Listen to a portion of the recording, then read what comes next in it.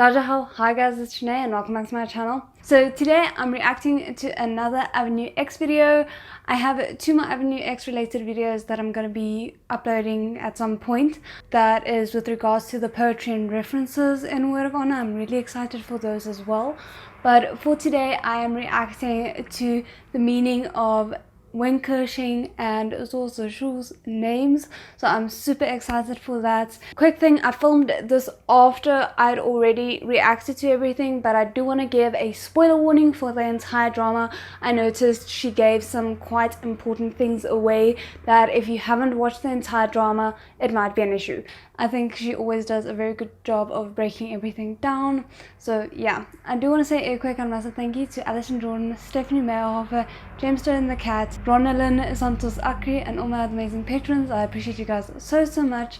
And now, without further ado, let's get into today's video. This is yet another video from AvenueX on the drama Word of Honor that you didn't see coming. Are you surprised that I'm making another video on Word of Honor? Well, like I said, this happens every couple of years, so I'm gonna take it. Again, love her like style here and the outfits, the robes, like the detail on it. We know I love her dressing style All the way. And I think now. this video is actually really worth making because there's really a lot of hidden meanings, references, stuff that's actually deeply linked to the characters and their past and their storyline that's hidden in plain sight. Before I go to talk about the names, I want to first let you know I'm not going to mention every character's name. I'm only going to pick the ones that really has a lot of interesting, juicy stuff behind them. Also, although characters usually have meanings in normal text, when they become surnames, people usually don't think about the meaning of that particular character unless they want to overinterpret things, which yeah, true. I didn't realize that it would be multiple characters and not just our two male leads, so now I'm even more excited. The only thing that I can think, because I didn't, as she said, I didn't really pay attention to the characters of the different names, so I'm now wondering, is Wen from Wen Kexing, is it the Wen for language? Because again, as I said, I didn't pay attention to it before. Probably not though. I think it might be a different one now that I'm thinking about it. which I definitely will do in this video, but just want to let you know, daily It's fun use, to when overinterpret, people it's fine. listen to other people's surnames, they wouldn't go too crazy about the meaning of the surname. And we have to start with the leading character and the character's name who has so much stuff behind it to talk about. And he alone probably is gonna take 40% of the length of this video, but you will not Let's go regret for the it. time you spend listening to me talking about that. And that is Wen Kexing. Wen is Okay, his it's a surname. different one. Kexing is his given name, but it's a given name he made up for himself. He actually was once named Zhen Yan. Zhen is not his real surname because his father is adopted by somebody with the surname Zhen. Therefore, for a period of time, his father is named Zhen Ruyu and he's named Zhen Yan. But because of the tragedy he suffered in his childhood, I think he does actually mention the significance of his own name at least 2 points within the drama. But I can't quite remember what he says later about it. reverted back to his original surname, his father's true surname, Wen, and then changed his given name to Kexing. So let's first look at Wen Kexing. Wen as a surname is just a surname, but as a character in normal use, it means warm or warmth. Do you remember Zhou Zishu once asked, "Is Wen your real surname?" And he replies, "Yes, it is my real surname. Don't you think it suits me very well?" 谦谦君子 温润如玉. So this is a saying in Chinese that is describing a gentleman's character should be as warm and as gentle, as smooth and as rounded as jade, which is also where his father's real name comes from. 温如玉, Wen as jade. 克行 is his given name that he gave himself, and that's actually adapted from his original name, Yan. Also, Zhou Zishu pointed this out. I was so blinded. Why didn't I realize 克行 is actually coming from the character Yan. If you don't know Chinese, you will definitely be confused about that. If you do No, know I Chinese, see it. you will also be confused about that because it's not very obvious. Now let me explain why the original name Yan can be broken down into 可行. 客 means Yeah. guest, 行 means travel. A traveling guest, which is what Wen Kexing thinks of himself. He is somebody who without a family, without a home to go to, and his aim is to destroy the world that destroyed him and then to go burn with it. So he never thinks himself that's painful. as the owner of anything, not belonging anywhere, always alone, always traveling. So it's a very suitable name he made up for himself. Like he said himself. And again, that also ties into the original title of the story, which is The Faraway Wanderers. He sees himself as a wanderer. Oh, yeah. Is 天涯孤鸿无根行客. 天涯 at the end of the world, end of the horizon, also the original name of this novel, 天涯客, 孤鸿, lonely swan, 无根行客, without route, traveling guest. So he explains that's where his name comes from. But then how is that to do with Yan? Well, his original name Yan means 蔓延, extend. It looks like 行, the travel character, sandwiching an extra part in the middle. That is 3 dots. The 3 dots in Chinese represents water. So it is traveling on water in that character itself. There's an explanation that you can use, which comes from a friend of mine, which I think makes a lot of sense. In ancient times, before, locomotive hit human, when you travel on water, you pretty much are a guest or traveler in some way. So that can be explained why yan can be broken down into 客行, traveling guest. But actually, as the name itself, it has a lot of poetry reference. More than one, okay? So let me tell you why this name is really great. There was a poem written in Tang Dynasty by a poet called Wang Wan, 次北固山下. In this poem, there are 2 lines. 客路青山外，行舟绿水前. Guest road, blue mountain outside. Literal translation. So there's a road on the outside of the blue mountain. 行舟绿水前. Traveling boat, green water. Before, a traveling boat is in front of the green water. Notice in those 2 lines, the first character, 客行. As Wen Kexing is very a big reader and so show off on his poetry knowledge, it makes total sense that he would use 2 characters from 2 lines represent his name coming from a poem. But then you have can be water. coming from a poem, can be a made up word that really fits Wen Kexing's perspective of himself. It could also be the broken down version of his original name. And as if that's not enough, there's an extra hidden layer of meaning. And this is so deliberately done by the original author. Also in Tang Dynasty, there's a famous poet called Wen Tingjun. His last character in his name, Jun, has multiple pronunciations. Even to today, people haven't decided which one it should be going for. But that's not the emphasis of this video. Wrote a poem called 上山早行, and within that, there are 2 lines. 晨起动争夺，客行悲故乡. Even if you don't know Chinese, now you've heard the sound. Oh, and 客行悲故乡. 故乡. Oh, okay. I'm fine. I might be reading too much into this, but we'll hear from her now. My Chinese is probably failing me so hard right now. You see where I'm coming from? So for those 2 lines, it's again talking about guest traveling, because 客行, right? Can't get out of that. 晨起动争夺, morning, waking up. Move, 争 again, marching or traveling. 夺 is a particular type of bell. So it's describing on the traveling card when you wake up in the morning, you're moving. That bell is ringing. The second line, 客行悲故乡, guest traveling, feeling sad about home.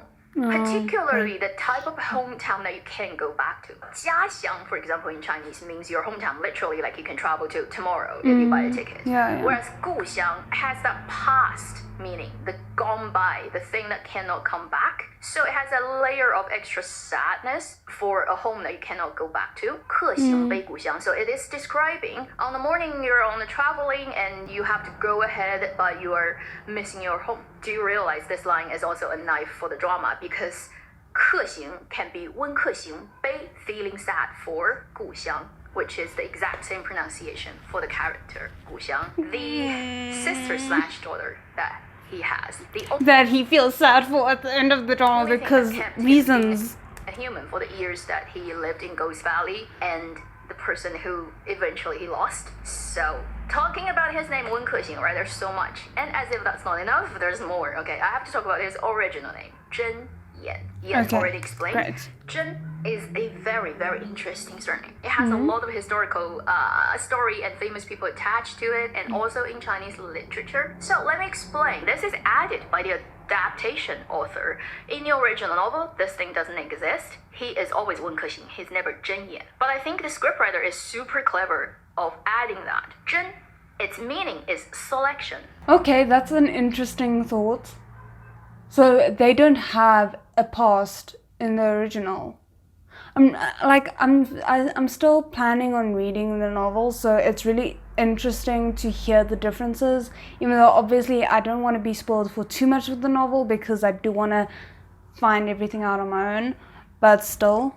Or tell something from something. It has the exact same pronunciation as another character, Zhen, truth, real. And in Chinese literature, there was already a famous case of using this surname representing truth. That is Hong Lou Meng, Dream of the Red Mansion, or The Story of the Stone, one of the most classic literature pieces in Chinese. In that writing, there's a Jia family, which is what the story is focused on. But it suggested right from the beginning that actually that is a reflection of a Zhen family, which means real. So it's actually about a family that actually existed. Fake and real family. So the surname Zhen has this long existing tradition in Chinese literature that represents a form of hidden truth. But that's actually not related to the name itself. It's related to a previous famous literature piece. Now you look at the name Zhen Yan, it immediately becomes extremely interesting because Zhen can be interpreted as Zhen, truth, Yan. This pronunciation has the exact same pronunciation character, Yan, which means hidden. So, The truth hidden. can mean Wow, okay. hidden truth. See that? Because Wen Kexing changed his name, changed his identity, his faking, as being somebody at the beginning of the drama until later you find out who he is. I used to have to say, this scriptwriter is like ace. She knows. Yeah, but I love that because really early on in my reaction, someone mentioned that the scriptwriter is also a fan of the novelist. And the fact that she went through so much, I'm just assuming it's a she, maybe it's a he, but the fact that they went through so much effort to really pay tribute to everything that was intentioned in the novel, even if they couldn't keep to the actual letter of the novel, that to me is good adaptation and good storytelling. All the literature references where all the hidden stuff coming from, and she's not hesitating at adding super extra layer of meaning on top of each other and just let the audience go figure. Let's move on to Zhou Zishu. Zhou is a surname, don't have to overinterpret it. It has meanings, but really as a surname, it's just a surname. Okay, fair enough. Is the interesting part of his name. That this given name, 子, can mean a lot of things. Yeah. Can mean son, can mean a respectful term of calling somebody. Ancient Chinese society, if you are called some 子, you are big person, like Kongzi, Confucius, like Lao Tzu, the founder of Taoism. So you have to almost be a sage and saint to be called some 子. Shu also has many meanings. It can mean spread, it can mean unfold, it can mean loose, it can mean comfortable. So it's a good character. But I mean, it does all kind of stem from the same idea, which is very interesting considering how his character starts and is introduced in the drama and how he becomes later on. Name that's given to a person, wish him to be a successful and highly respected and also a very relaxed and happy person. But Wen Kexing totally wants to warp it because he explained Zhou Zishu's name as 执子之手，坐看云舒. He carries out his flirting spirit to the end of the world. 执手, holding your hand, which if you watch my previous video on the poetry reference, the first I still reference need to video, watch that. I've talked about this line, where it comes from, and it's talking about want to grow old with you. So he's using a character in Zhou Zishu's name saying, I want to grab your hand and grow old with you. 坐看云舒, sit down and watch the cloud change. Yeah. The cloud turns and folds and unfolds. And that also comes from a Ming Dynasty famous 对联, which is two lines that are matching perfectly, and it's a literature tradition of people playing games with words. The later line of that famous 对联 is talking about sitting down and watching a cloud folds and unfolds. I want to grab your hand and grow old with you, and then sit and watch cloud with you. And Zhou Zishu totally was like, fine, whatever you want to play with it. That is Zhou Zishu's name's meaning. He also uses a name that he made up for himself, Zhou Xu. Xu is Liu Xu, willow catkin. If you have a particular type of willow in the place you live. That then makes sense why he at one point refers to Zhou Zishu with regards to the catkin. Okay, I was so confused about that. If you know what I mean. The white fluff that floats in the air, and it's very messy. But Liu Xu in Chinese literature has a lot of meaning. It has a lot of romantic meaning attached to it. And it's often used to represent that type of freedom. Because it flows in the wind, it's so free, it can go anywhere. But also it has an extra layer of meaning, which is, although Liu Xu is very free, it cannot control its destiny. Wherever the wind blows, it goes. Which also reflects what type of character Zhou Xu is. Very and because true. of his service at the window of heaven, you know, like he's looking free, but he's actually not free. So Yeah, and he feels like he can't control his own destiny as well.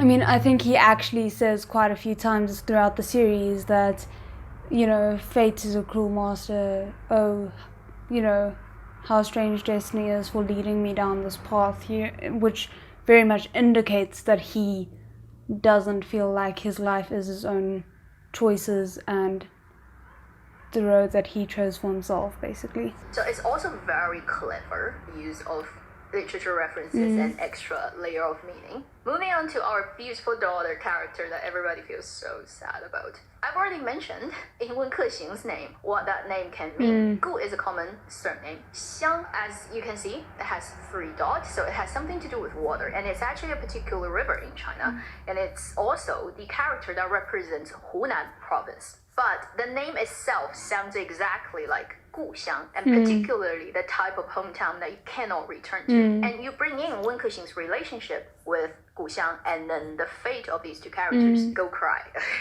So that's what 故乡's name means. Then her little... And not to like take away from that, but it also does feel a bit like it's saying the mindset that Wen Kexing had in the beginning of, oh, you know, I'm a ghost, I am never to be able to go back to the human realm. And then later on, he decides kind of, no, you know, I am gonna go back. I'm gonna work in order to be able to go back. Sweet lovebirds that just didn't manage to actually marry her. So sad. Cao Weining. Cao, a well-known surname, as you know, Three Kingdoms, Cao Cao, right? So it's a common surname. Wei means plants growing very lushly. Ning means peaceful. Now you see That like is how such a perfect name for him, because I mean he is like one of the softest, sweetest characters in the entire series. and how sad it is.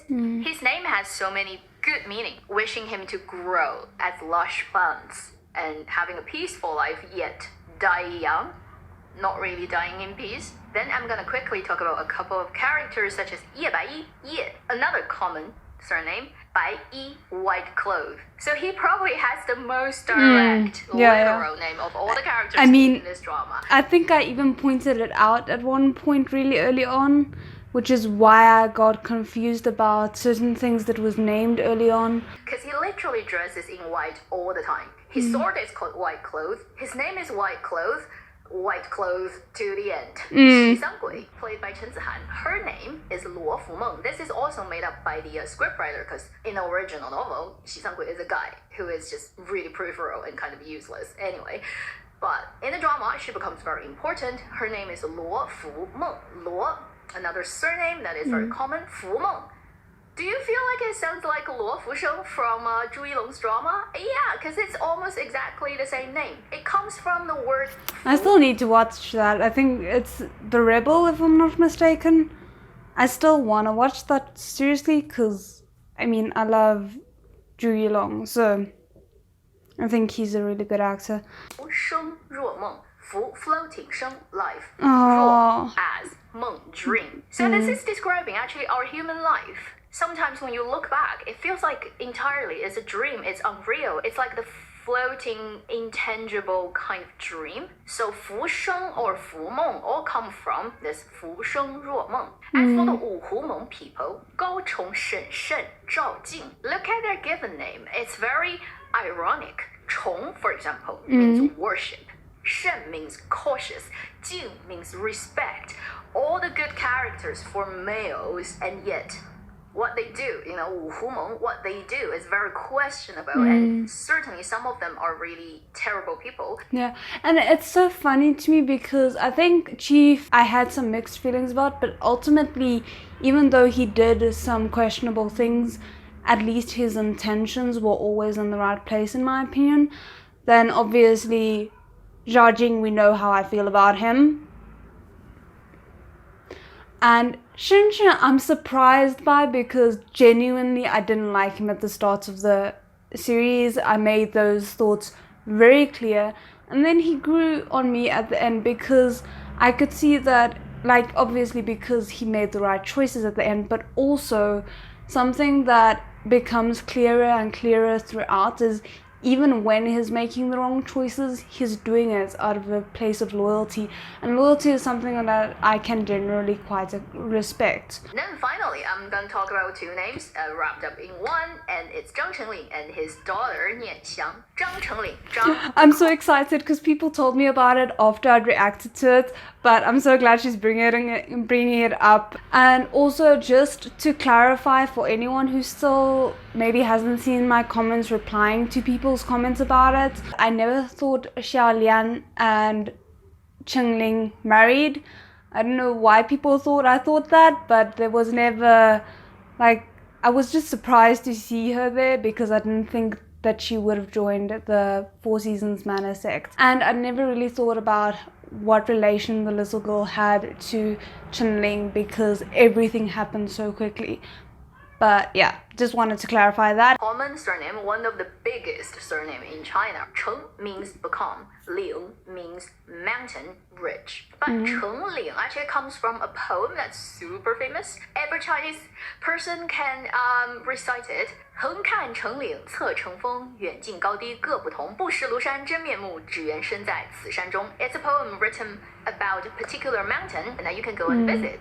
Called Lushan, and it has a very famous waterfall that is very beautiful. This poem is talking about when you look at. I love how she's like every Chinese person can recite it, and then she immediately recites it from memory, just proving what she was just saying. Down to horizontally, you see the ridges. When you look at a mountain from the side, you see the peaks. However, you cannot see the whole picture of the mountain just because you're actually in the mountain. And the funny thing is, Chengling's brother is called Cheng Feng. If you notice at the beginning of the drama, No, I did not. There was too many names. His parents are just lazy. They literally named their sons from like one line of a poem. It's like, oh. I mean, fair, but I've seen some very bad names in my time, so I'm not judging here. At least it sounds very poetic and intentional. You're gonna become rich and you're gonna become a peak. And mountain for boys, good. At the very end of the drama, you'll see a little girl that calls him father. We discussed in live stream about it. I completely even missed that she called him father. There was just a lot going on in my mind at that point, so I apologize. It's the mother, right? And nobody knows who's the mother. It doesn't matter. We don't care. But the kid is called Nian Xiang. Zhang Nian Xiang. Xiang is the name of Gu Xiang. Nian means thinking about, missing. The girl's name is in memory of Gu Xiang. I love Chengling, right? Chengling. Yeah, Chengling is best boy. I think I called him as being the best boy in the first episode.